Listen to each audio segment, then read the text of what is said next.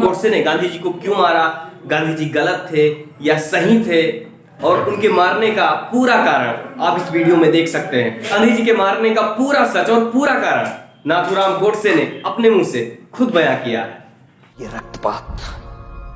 ये रक्तपात शांति और अहिंसा की नीति पर चलने वाले उन्हीं गांधी जी के कारण हुआ जिन्होंने अपने प्रत्येक भाषण और लेख में क्रांतिकारियों की निंदा की।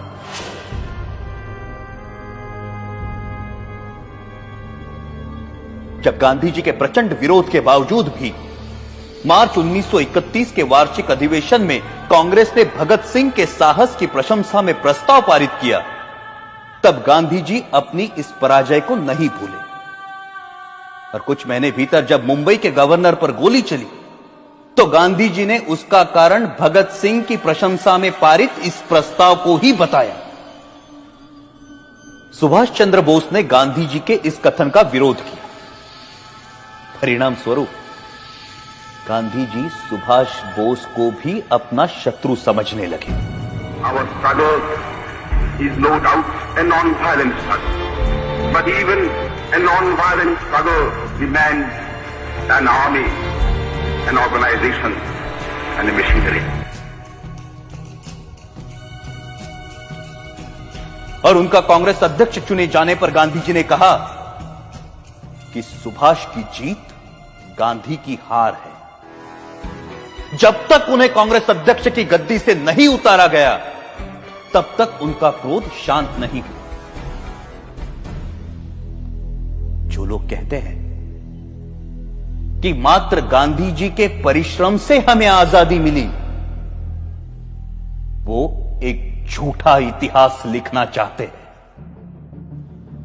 जब तक देशभक्त क्रांतिकारियों के बलिदान को अंधेरे में रखा जाएगा तब तक हमारी आने वाली पीढ़ियां इतिहास के सवेरे से वंचित रहेंगी। Order order. 1947 की सर्दियों में हिंदू मुस्लिम एकता के लिए गांधी जी ने जो आमरण अनशन रखा था, उसे तोड़ने के लिए जो पहली शर्त उन्होंने रखी थी वो ये थी कि दिल्ली की मस्जिदों में शरण लिए हुए हिंदू और सिख शरणार्थियों को मस्जिदों से बाहर निकाला जाए और मस्जिदें मुसलमानों को सौंप दी जाए। सरकार गांधी के अनशन के सामने घुटने टेकने पर मजबूर हुई और जिस दिन गांधी जी ने अनशन तोड़ा उस दिन वर्षा भी हो रही थी। उस असाधारण सर्दी में अच्छे घरों में रहने वाले लोग भी कांप रहे थे, परंतु उन निराश्रितों के ठिठुरते हुए कुटुंब के कुटुंब मस्जिदों से बलपूर्वक बाहर निकाले गए। जिस दिन यह घटना घटी संयोगवश मैं दिल्ली में ही था। मैंने अपनी आंखों से गांधी जी की जिद को पूरा होते हुए देखा। कड़ाके की सर्दी और वर्षा में कपकपाते हुए वो लोग बिरला हाउस पहुंचे। वहां उन्होंने नारे लगाए, गांधी जी हमें शरण दो, गांधी जी हमें शरण दो। परंतु उस भव्य भवन में रह रहे गांधी जी तक उन निराश्रितों की पुकार नहीं पहुंची। यह मर्मस्पर्शी दृश्य जिसे देखकर कठोर से कठोर मनुष्य का हृदय भी द्रवित हो जाए, मैंने स्वयं अपनी आंखों से देखा है। क्या उन निराश्रितों ने अपनी मर्जी से उन मस्जिदों में डेरे डाले थे? क्या गांधी जी को उन विषम परिस्थितियों की कल्पना नहीं थी जिनसे बाध्य होकर वो बदनसीब उन मस्जिदों में शरण लेने को मजबूर हुए थे? यदि उन मस्जिदों को खाली कराया जाना उचित था तो पाकिस्तान के मंदिर खाली कराकर हिंदुओं को सौंपने की मांग गांधी जी ने क्यों नहीं रखी? यदि वो ऐसा करते तभी यह सिद्ध होता कि गांधी जी निष्पक्षता से हिंदू मुस्लिम एकता के इच्छुक थे। परंतु गांधी जी ने पाकिस्तान और वहां के मुसलमानों के सामने अपना अनशन खोलने के लिए एक भी शर्त नहीं रखी, क्योंकि अपने अनुभव से उन्हें मालूम था कि उनके अनशन का जिन्ना और उनके अनुयायियों पर कोई असर नहीं पड़ता। गांधी जी ने अपने अनशन से भारत सरकार द्वारा पाकिस्तान सरकार को 55 करोड़ रुपए ना देने के निर्णय को भी पलटवाया। जबकि उन्हें भली भांति पता था कि इस रकम का प्रयोग पाकिस्तान भारत के विरुद्ध चल रहे युद्ध में अपनी विजय के लिए करेगा। वो अनेकों बार जिन्ना से मिलने गए और सदा उन्हें जिन्ना भाई अथवा कायदे आजम कहकर संबोधित किया, लेकिन एक भी ऐसा अवसर नहीं आया जब जिन्ना ने उनसे सहयोग की इच्छा प्रकट की हो। गांधी जी की जिस आध्यात्मिक शक्ति और अहिंसा की महिमा का सब जय जयकार करते हैं, वो जिन्ना की दृढ़ता के सामने नपुंसक सिद्ध हुई। जब गांधी जी को यह दिखाई दे चुका था कि वो अपनी आध्यात्मिक शक्ति से जिन्ना को प्रभावित नहीं कर सकते, तो उन्हें अपनी नीति का पुनर्मूल्यांकन करते हुए किसी दूसरे नेता को जिन्ना और मुस्लिम लीग से निपटने का कार्य सौंप देना चाहिए था। परंतु व्यक्तिगत महत्वाकांक्षा राष्ट्रहित पर इतनी भारी पड़ी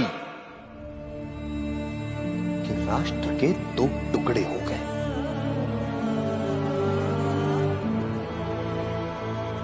हमारे त्यागी और दूरदर्शी नेताओं ने संपूर्ण भारत की स्वाधीनता के लिए स्वतंत्रता संग्राम में भाग लिया था, परंतु देश के विभाजन से वो संयुक्त राष्ट्रीय प्रयास विफल हो गया। जिन देशभक्त क्रांतिकारियों ने हंसते हंसते फांसी के फंदों को गले से लगाया था, आजीवन कारावास अथवा देश से निर्वासित होने की यातनाएं भोगी थी, क्या उन्होंने इसी विभाजित देश के लिए अपने जीवन दांव पर लगाए थे?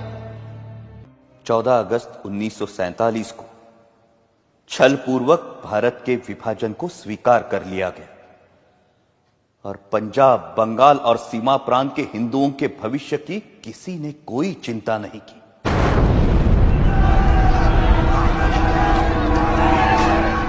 करोड़ों हिंदुओं को मुसलमानों की दया पर छोड़कर गांधी जी कहते रहे कि हिंदुओं को पाकिस्तान छोड़कर भारत पलायन नहीं करना चाहिए। प्रतिदिन हजारों हिंदू पुरुषों का संहार और हजारों हिंदू स्त्रियों की अवमानना होती रही, परंतु उनकी सुरक्षा के लिए भारत सरकार द्वारा पाकिस्तान सरकार पर किसी प्रकार का कोई दबाव नहीं डाला गया।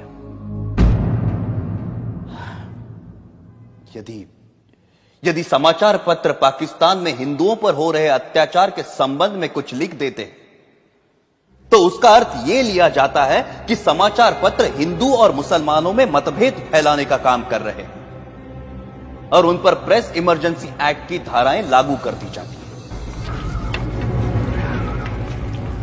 पाकिस्तान में हिंदुओं पर हो रहे अत्याचारों के विषय में गांधी जी ने कभी एक शब्द भी नहीं कहा।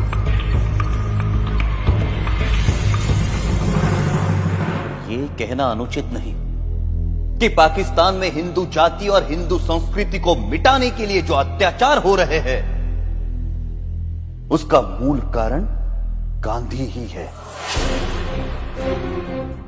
यदि भारत की राजनीति को भली भांति संभाला जाता तो ऐसा संघार जिसका उदाहरण इतिहास में कहीं नहीं मिलता,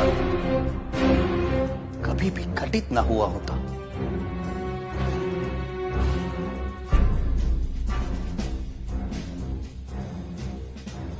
गांधी जी सदा सत्य और अहिंसा के नारे लगवाते रहे। कोई भी समझदार व्यक्ति इन नारों को पूरा नहीं कह सकता, परंतु यह आशा करना कि जीवन सदैव ऐसे उच्च आदर्शों के अनुसार चलेगा, एक दिवा स्वप्न है। वास्तव मुझे स्पष्ट दिखाई देता था कि यदि मैंने गांधी जी का वध किया, मैं जड़ मूल से नष्ट कर दिया जाऊंगा।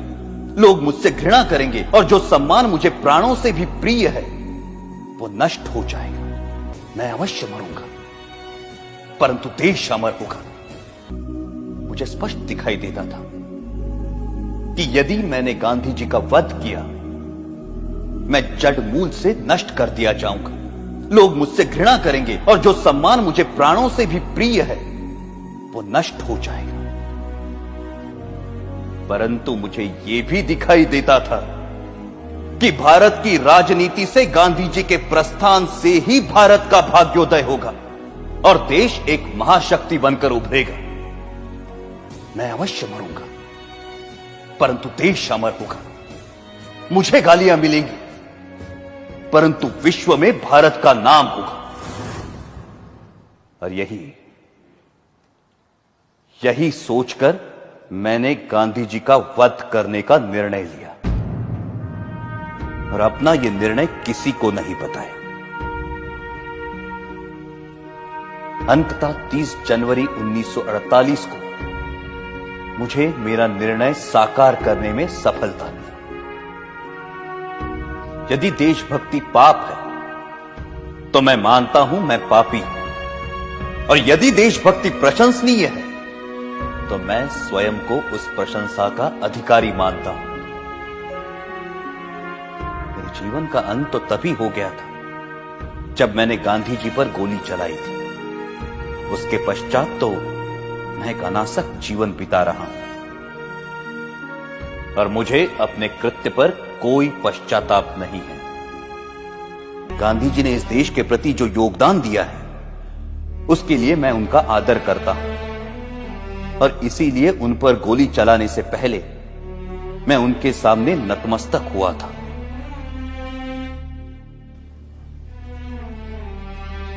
मेरी ना किसी से कोई दुश्मनी है और ना किसी के प्रति कोई दुर्भावना। आप मेरे बयान को जिस प्रकार देखना चाहे देखिए और अपनी भावना के वशीभूत जो कार्य मैंने किया है उसका जो दंड मुझे देना चाहे देखिए। मैं किसी प्रकार की कोई दया नहीं चाहता। मैं ये भी नहीं चाहता कि मेरी ओर से कोई दया की याचना करे। इस अभियोग में मेरे साथ कई लोगों को षड्यंत्रकारियों के रूप में शामिल किया गया है। इस बारे में मैं पहले भी कह चुका हूं कि इस कार्य में मेरा कोई साथी नहीं है और केवल मैं ही इसका उत्तरदायी हूं।